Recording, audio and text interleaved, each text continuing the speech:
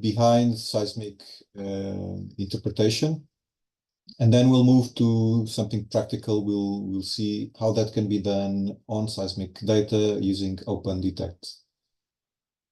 So, a brief introduction. Many of you may know this, but it's good to review and then to understand how this can be visualized on seismic.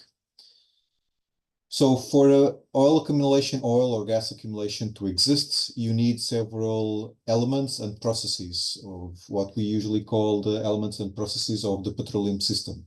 They all need to be existing. We need to somehow identify them using seismic or any other source of data. And these are reservoir rock, so the rock where the oil will be accumulated, source rock where that oil or gas originates originally from, and migrates from into the reservoir. We need a seal rock or a cap rock, meaning an impermeable layer that will be on top or laterally to the reservoir that stops migration to continue and holds the hydrocarbons in place. And then we need some processes, so generation and migration of oil or gas from the source rock into the reservoir rock. We need some kind of trapping mechanism, so some geometry of the geology that allows that hydrocarbons to be trapped. And then all of this needs to be in the proper sequence. We'll see each of these in a bit of detail, not a lot, then we'll explore this more during the course. So in a very simplistic example here, we have an anticline and a fault here, and this is creating a trap. If one of these layers is a reservoir rock, so has reservoir properties, namely porosity and permeability, it can hold hydrocarbons that have been generated somewhere deeper in the basin in the source rock that migrated upwards into the reservoir rock and then are held in place because there's a cap rock, so a seal that provides, allows that migration to stop there and hydrocarbons to accumulate in the reservoir rock. And also you have some kind of trapping mechanism. In this case, we have this simple anticlinal structure, but the traps can be much more complex than this. So here you have the three elements: reservoir, source, and seal, and you have also the processes, the geological processes that allow generation and migration of the hydrocarbons, the trapping, and all of these need to be in a correct sequence. So reservoir rocks, we're basically talking about rocks, be it carbonates or sandstones, so siliciclastic rocks that have some porosity and some permeability. In this example here, we're seeing a quite tight limestone, although there's some dissolution zones that may create some permeability and some porosity, and some incipient dissolution in some of these, in this case, bioclasts that have been dissolved, so it creates some porosity. So not the best reservoir, but it can work as a reservoir, and there are multiple examples around the world where these relatively tight rocks, because they have permeability, they can still act as reservoirs. But most of them will be siliciclastic rocks, so sandstones, for example, and most of them will be sandstones. And in his example, was a core taken from a well, and we see these brownish and black colors, meaning that there's oil saturation. So the porosity of this sandstone was filled with hydrocarbons down here and above as well. In the middle, there's also sandstone, but the porosity here is very low, so it's very clay rich. All the pores, or most of the pores, are filled with clays. So the low porosity of the sandstone did not allow this to act as a reservoir. So there was no effective charge of the reservoir of these sandstones with hydrocarbons.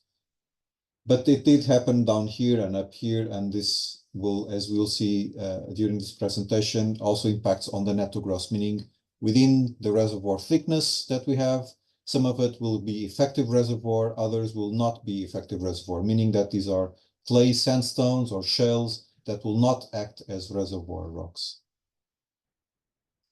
Then source rocks, these are usually black shales, marls, so organic rich rocks, which over time and with enough pressure and temperature some of that organic matter will transform into hydrocarbons, gas or oil, or usually a combination of the two. If they generate enough hydrocarbons, then these will be migrating from the source rock up to through the system, through the layers of rock, and eventually into a reservoir rock where it finds enough porosity to fill in the pores.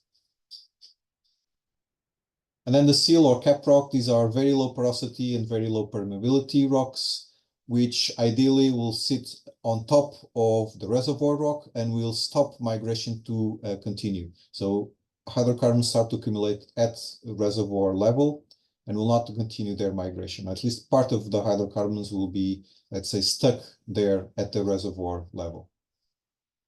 So they'll correspond to clay, salt, carbonates of low permeability. Any impermeable lithology will, in principle, be able to act as a seal or a cap rock.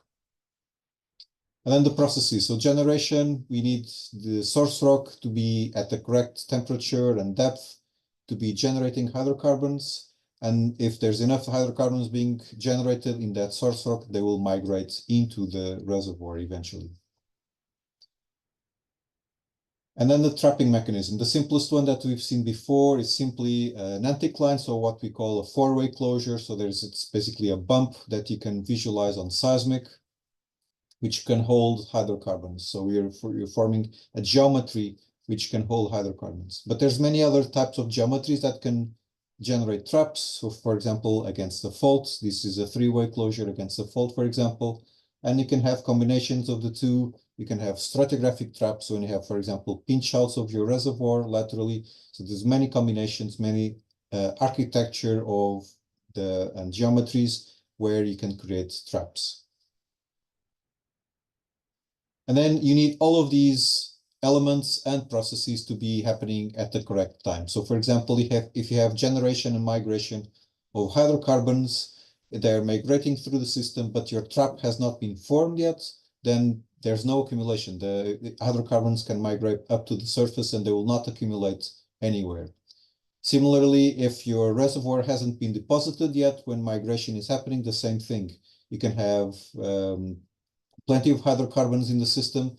If you don't have a reservoir rock, then they will not accumulate anywhere. So all of these events need to be happening at the correct time and in the right sequence. Otherwise, there will be no accumulation. The key thing is now, how do we find these accumulations? How do we try to understand using seismic? Sometimes if you have some additional information, you can use that as well from wells, from outcrops in the basin. How can we identify these different elements of the petroleum system using seismic? And also the processes. So it's not straightforward, but there's ways to do it. And that's precisely what we'll be doing during the course, and we'll be touching upon it during this webinar. So there's some important things to take into account when we visualize seismic. What are we seeing? It's not a direct image of the subsurface.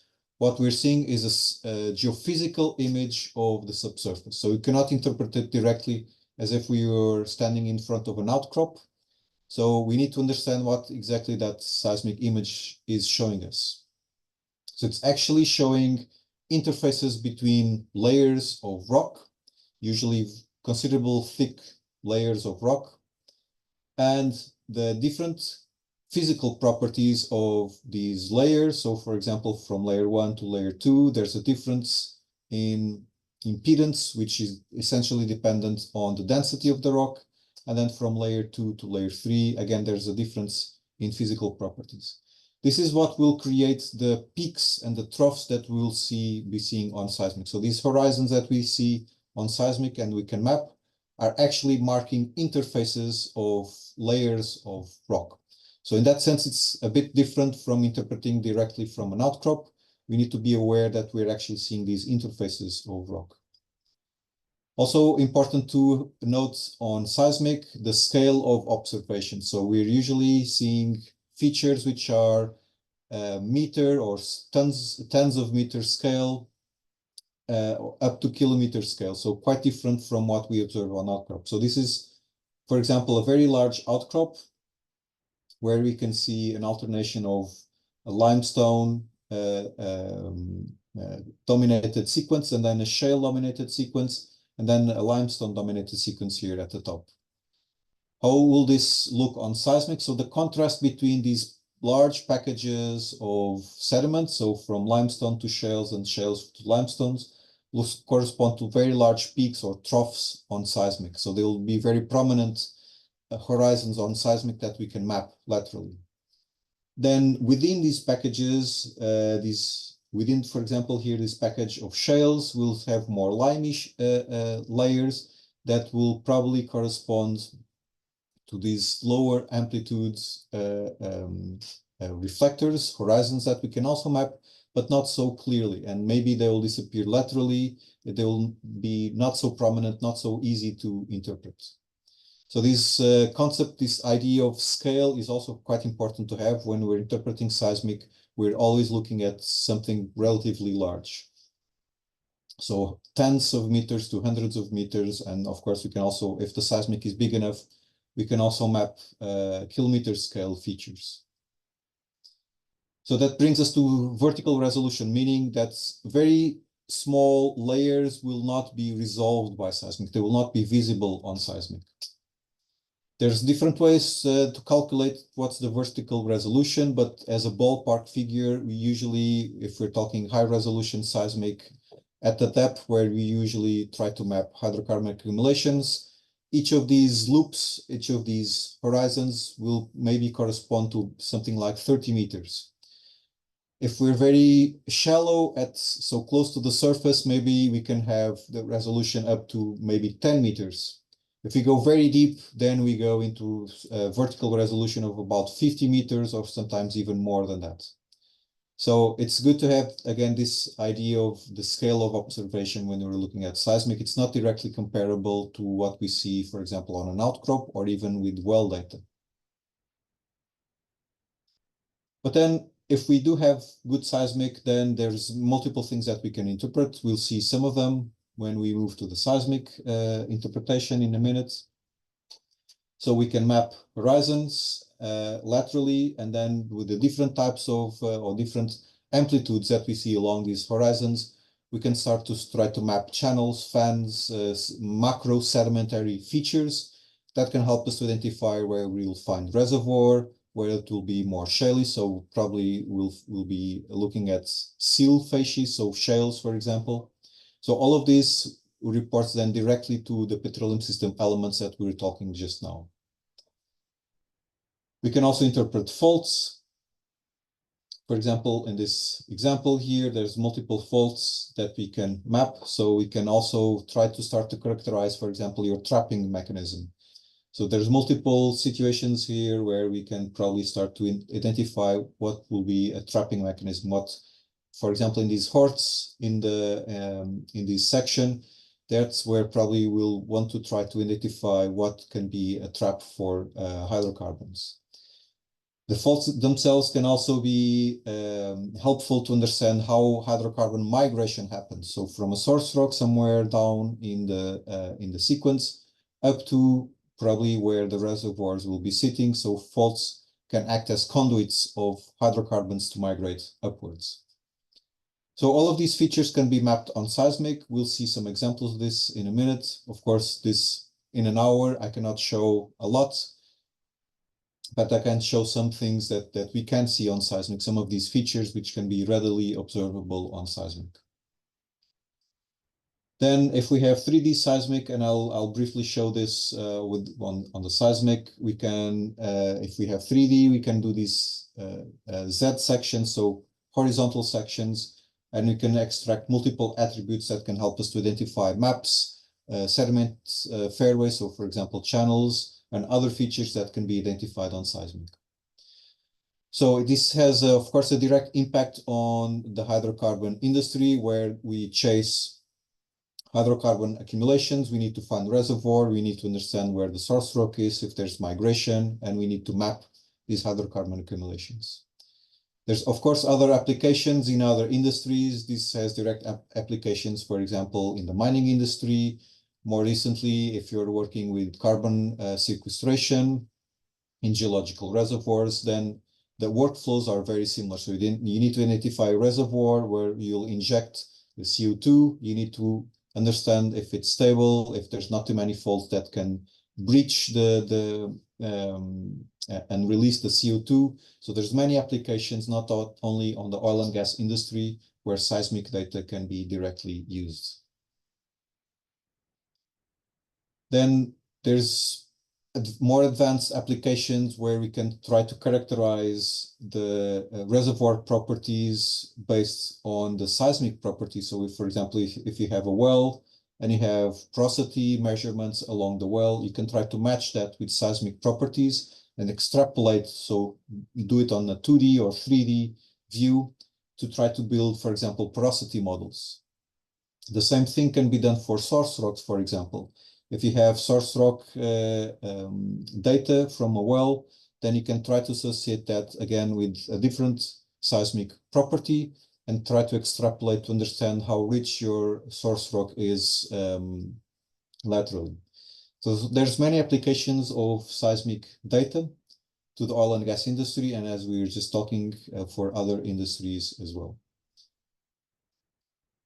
So we're now looking at leads or prospects, so where hydrocarbons accumulate. There's many different ways to, and different companies will have different definitions. Basically, a lead is a more generic concept of where hydrocarbon accumulation may happen, but we haven't really characterized it in all detail. So maybe we'll have 2D data and we cannot characterize it completely. It's difficult to calculate how much volume there is there. That's when we define a prospect. So prospect is something a bit more advanced. We have characterized it. We've defined what's the trapping mechanism, what's the top reservoir, the seal, and so forth. And we can do some volumetric calculations. We can estimate how much oil or gas can be contained in that trap. And in this very simplistic example, we have an anticline here. There's a reservoir layer, for example, sandstone. And on top of it, you have a seal, which can be, for example, a shale, and you have an anticline.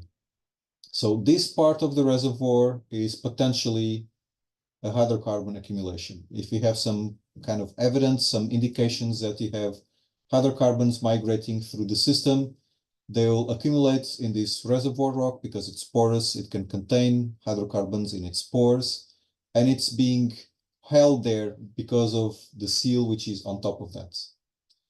How much oil or gas can be accumulated? Well, it can charge, going down up to the spill point. From this point, any drop of hydrocarbons that migrate into the system will not be able to accumulate here because it's filled to spill, as we say in the industry, and it will continue to migrate laterally. Towards this side, it could accumulate a bit more, but there's a spill point there. Because of the structure, it then goes up again. So any oil or gas migrating will reach this point and will continue to migrate upward. Eventually, there might be another anticline where it can accumulate. So this is in a section view, and here in the left, we have a map view. So if this is a very simple anticline, we can actually map. This is the spill point, for example, at 1200 meters. So hydrocarbons can accumulate up to this depth from the crest all the way down to the spill point. And from this point onwards towards this side, for example, if this is north, the structure goes up again. So it will no longer be able to accumulate hydrocarbons there. Any hydrocarbon will escape towards that side. So this is a very simplistic view, but this is actually what we see on seismic data, and I'll show you this in a minute, how we can do this. So here we have defined on map view and here on a section view the gross rock volume, meaning that this is the volume of rock that can contain hydrocarbons. So that's step one of mapping hydrocarbon accumulation. And this is an example from seismic where we see an anticline. In this case, we can actually see what seems to be a flat spot, meaning that beyond seeing the several layers of rock, we can actually see these fluid contacts. It's possible to see it on seismic, not always, but rather commonly, we can actually see these direct hydrocarbon indicators. And this is the most obvious one. When we find these, this is very good news, meaning that we know there are hydrocarbons in the system. This can be a gas-oil contact, can be oil-water contact, we don't really know. But when we see this, then we know that there's an accumulation there. This level here will likely be the top of the reservoir. Above that, we'll likely have seal rocks. Otherwise, there will be no accumulation. And potentially, all of this can be filled with oil, for example. If this is a gas which accumulates on top, then below that, we can actually have more oil. And there will be a spill point. So from these points, the structure will start to go up, like in this example here, but this is a real example on seismic. Structure goes up, so that will be your spill point. So that's how we get the gross rock volume, but then there's other parameters that we need to take into account. So it's not a void, right? It's not empty space. That doesn't exist in geology. So we will only have the pores on that rock filled with oil.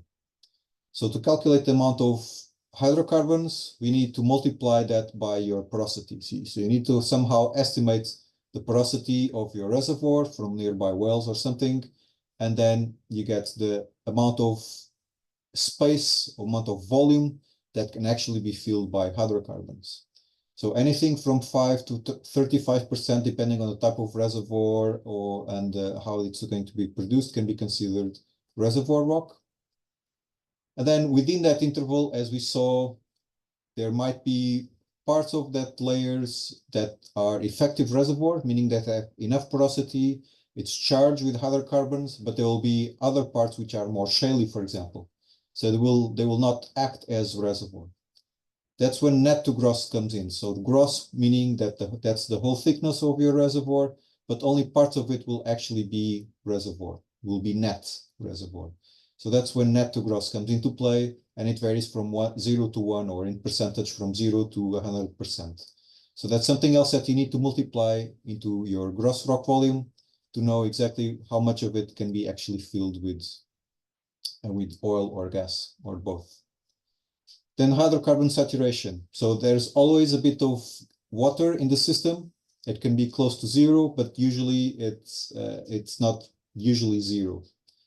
So that's something that you need to consider as well.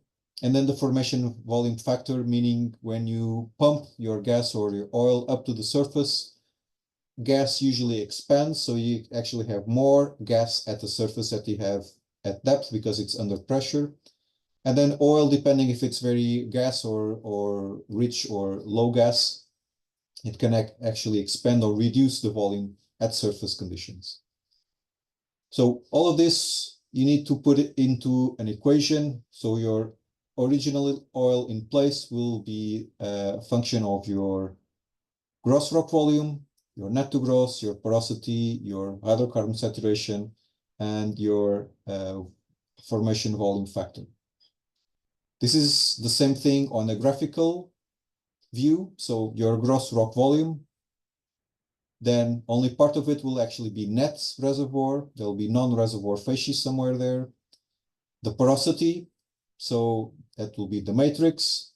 So you cannot fill the actual grains of rock with oil, of course. You can only fill the pores in between. And then your hydrocarbon saturation. So there'll be a little bit of water always in your system that you need to take into account. And then your formation volume factor, meaning that gas at the surface will increase its volume, and oil, depending on the amount of gas contained in it, can actually reduce the volume that you have. So that's a theoretical background. Let's now see how we can see this on seismic.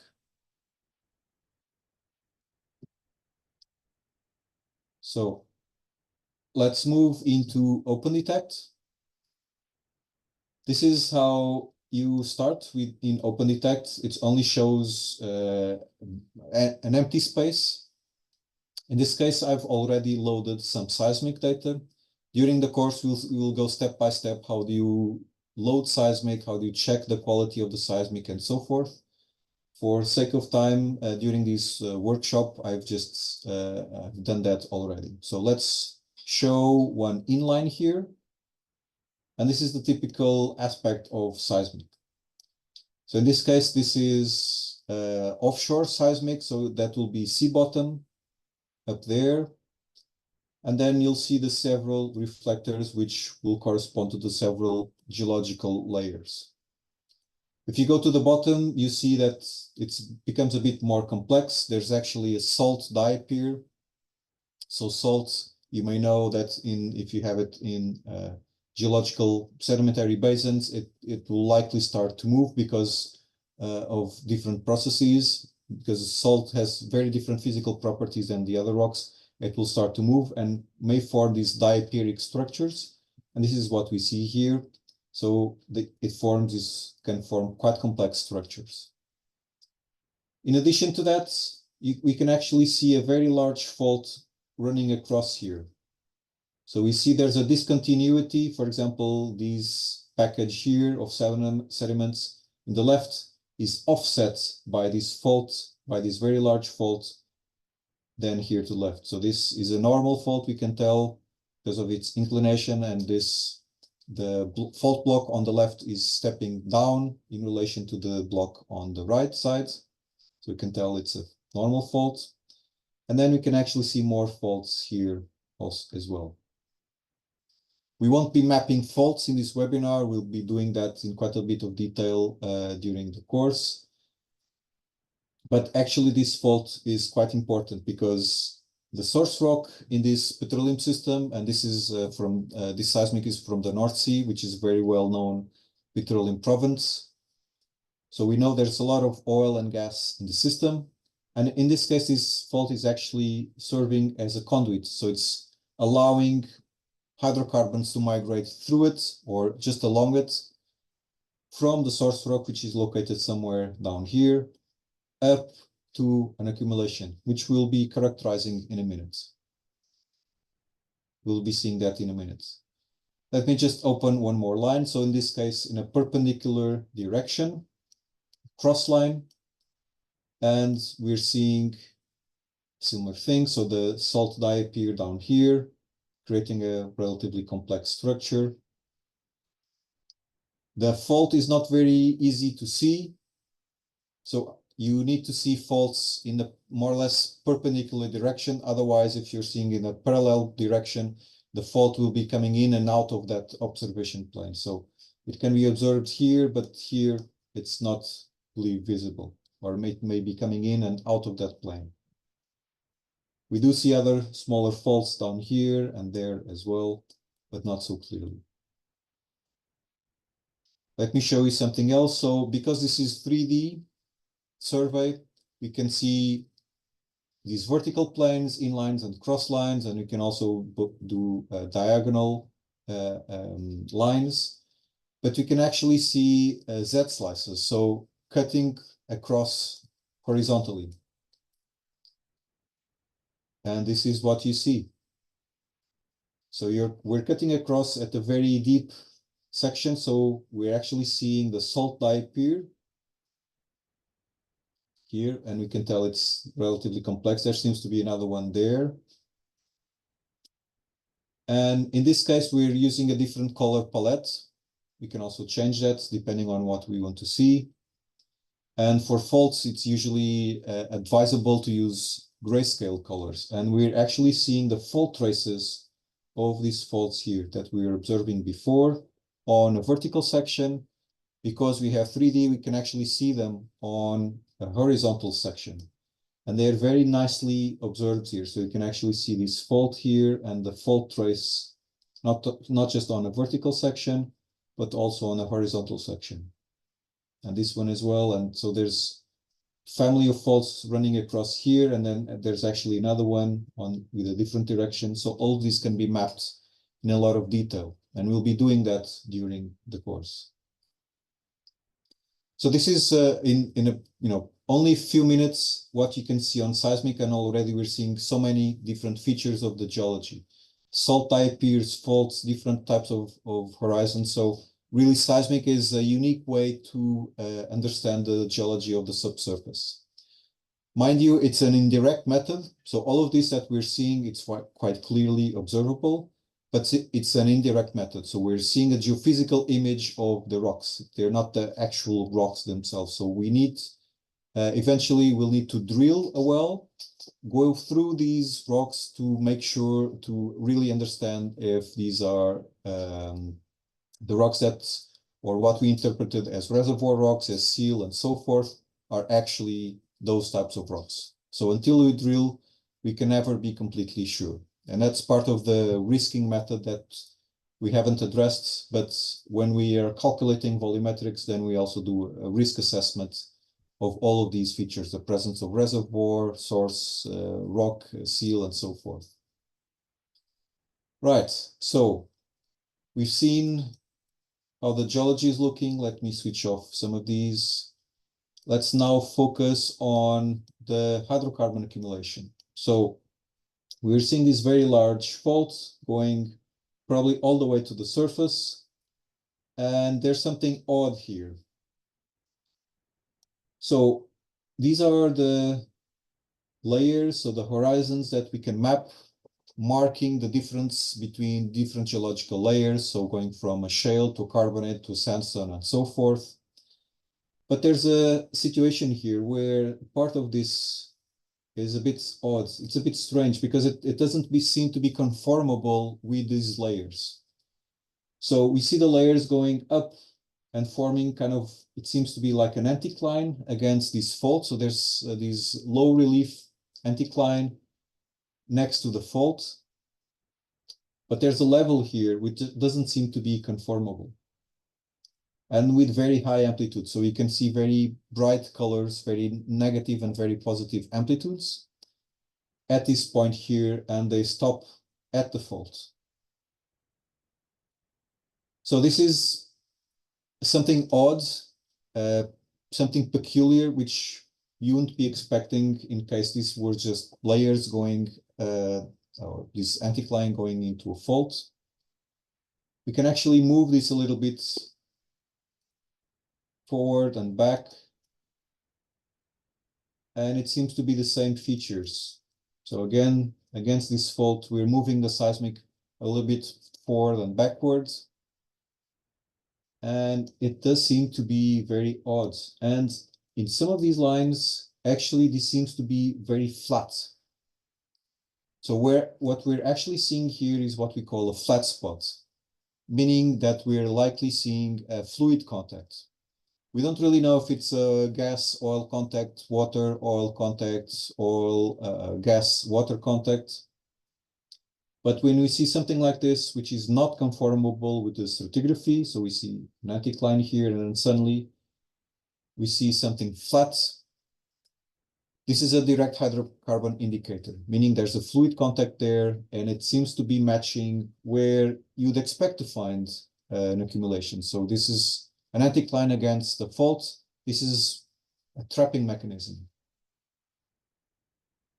So in a oil and gas workflow, what we would need to do is to map this fault in a lot of detail, and probably it's branching it a little bit. So we probably need to be mapping all of these branches, and then map something which seems to be at the top of this accumulation. So this would be our top reservoir.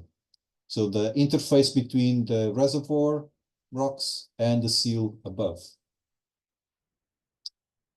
For the sake of brevity, we don't have time here to be mapping the horizon in detail. It's already mapped. I'll just activate it here.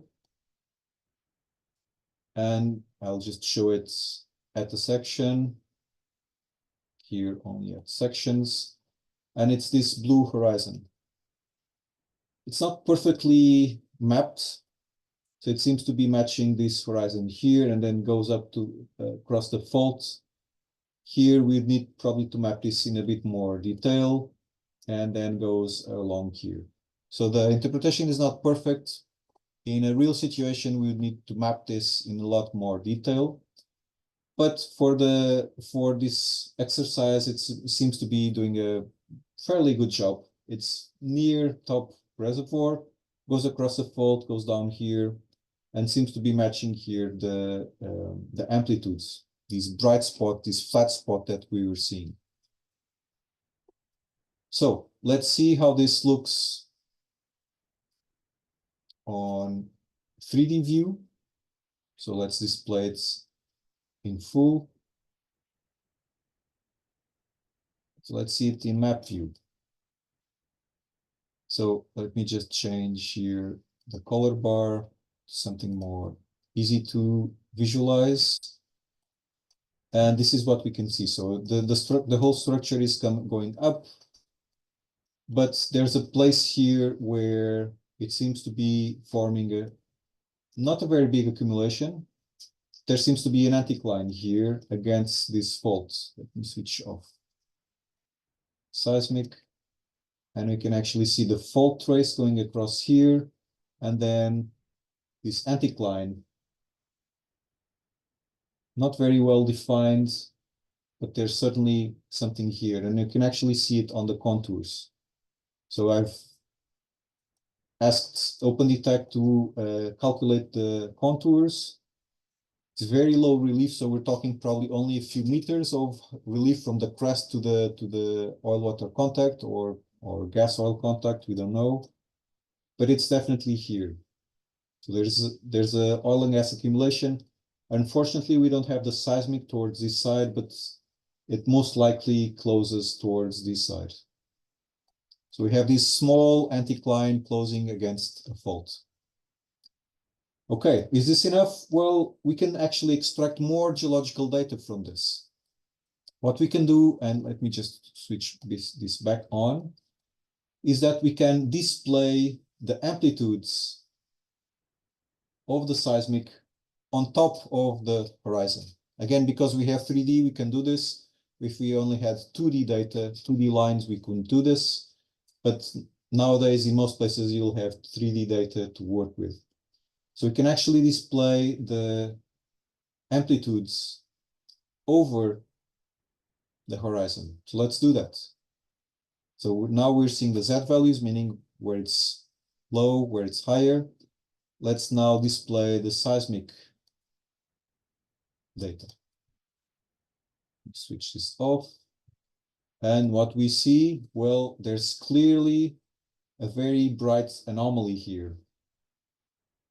So amplitudes are relatively low. They increase a little bit in some places, go up and down. There's some features here which are probably acquisition artifacts. So I can tell that the seismic was actually acquired in this direction. This has to do now then when seismic was processed, that they probably skipped a step and the quality of the seismic is not the best. But for highlighting this accumulation, it's actually quite good. So what we're seeing is that somewhere in this horizon, which is probably sandy, it has some porosity, it allowed hydrocarbons to accumulate. We see this very bright anomaly going across here, and then we don't have the rest of the seismic, but it would likely continue towards this side. Okay, so this is already a very good indication. So we are seeing that flat spots that we're seeing on seismic is not just something local. You can actually see it spreading on 3D. So we can have a map view of that accumulation. So this bright spot, flat spot, we can actually trace it laterally. We can actually map it. And we do that precisely by visualizing it on 3D. We can actually see there's probably another accumulation on the other side of the fault.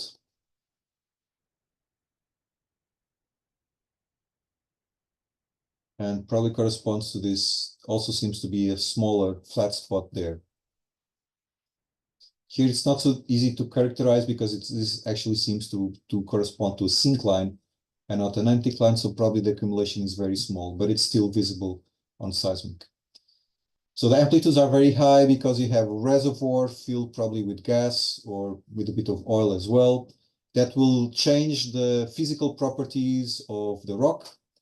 And as we see it on seismic, it will be very, very bright. So a gas-filled sandstone, for example, will have these very bright amplitudes, and that's exactly what we are seeing here. So let's see how we can map this. So one thing that we can do is to overlay the contours and check if these are conformable to structure. Meaning, is this amplitude anomaly corresponding to one of the contours?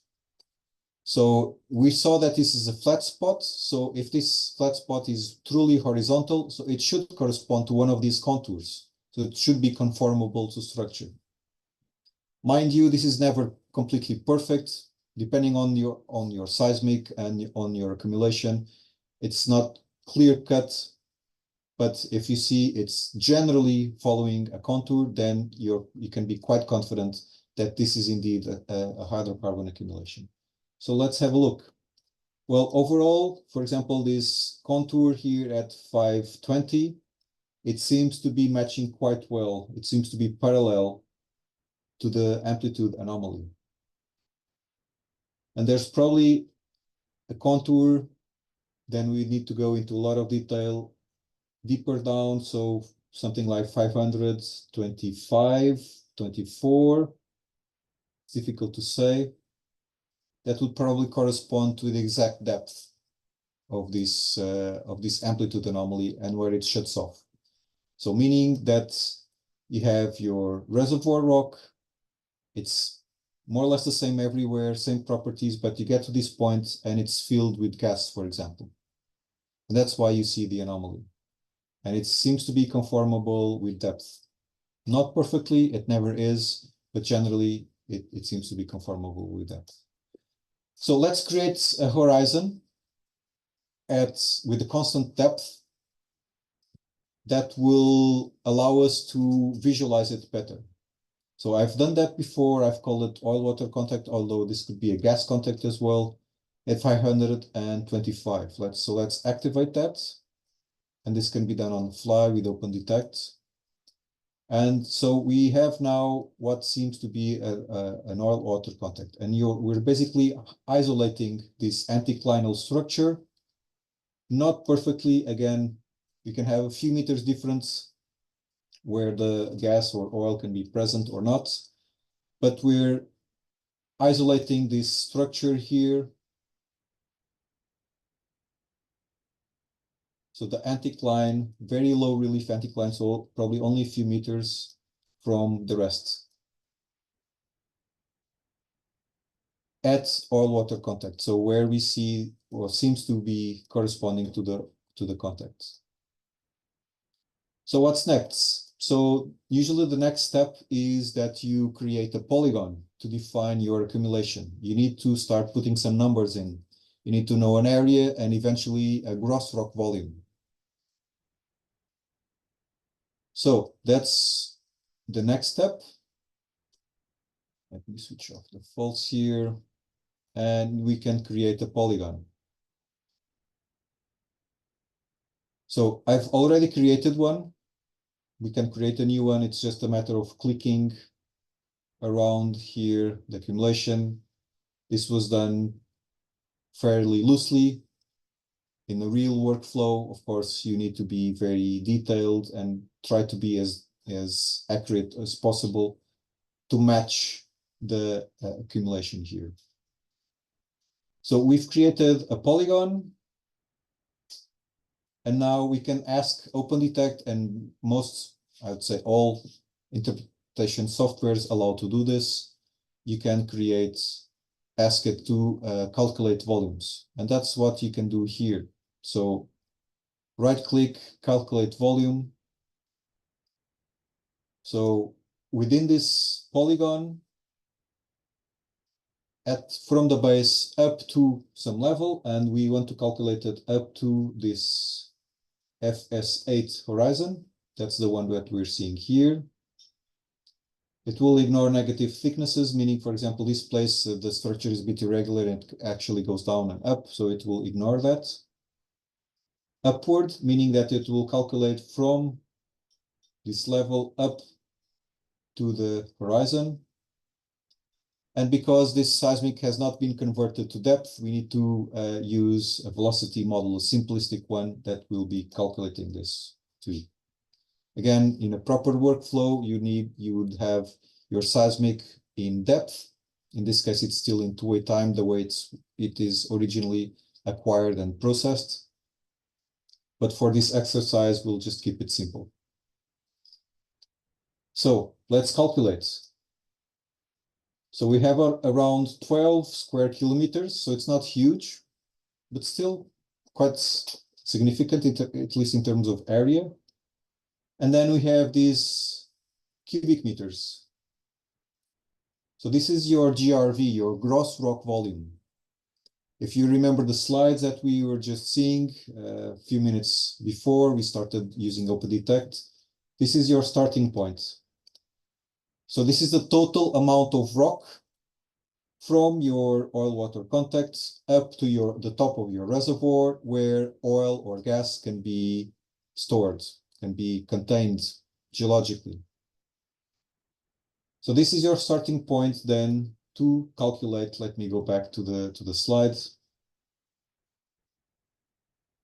To calculate your actual volume.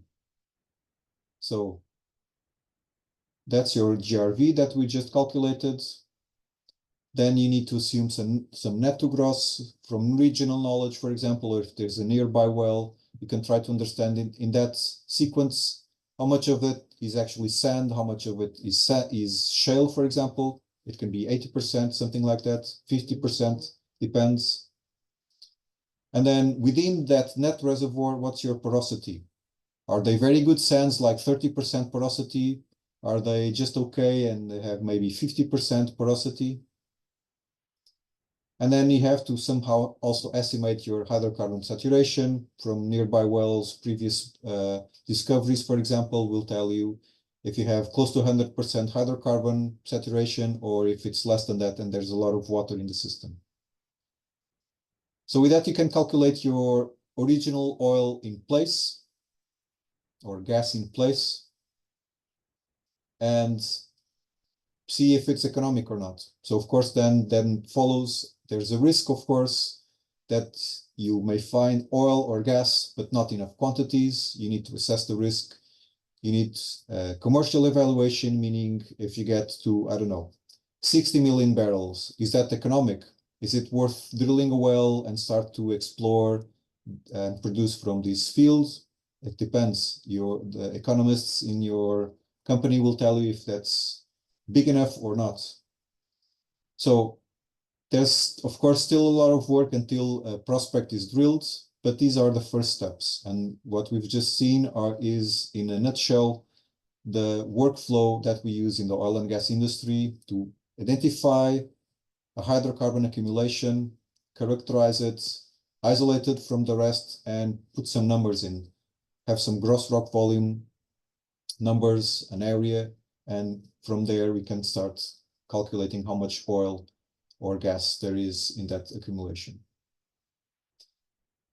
So this is what I wanted to show you today as, let's say, a teaser for the course where we'll develop all of these aspects in a lot of detail. We'll be mapping faults, mapping horizons, do seismic attribute extractions. So all of the stuff that you can do with seismic data, all of the geological information that you can acquire from your seismic data, we'll be exploring that. On the more structural geology side, mapping faults and doing simple structural models. On the more stratigraphic side, mapping different horizons, seeing where you have fairways and channels and so forth using seismic attributes. And then a more applied part where we will do exactly this exercise in more detail of characterizing a hydrocarbon accumulation. So I think we still have a bit of time if there's any questions.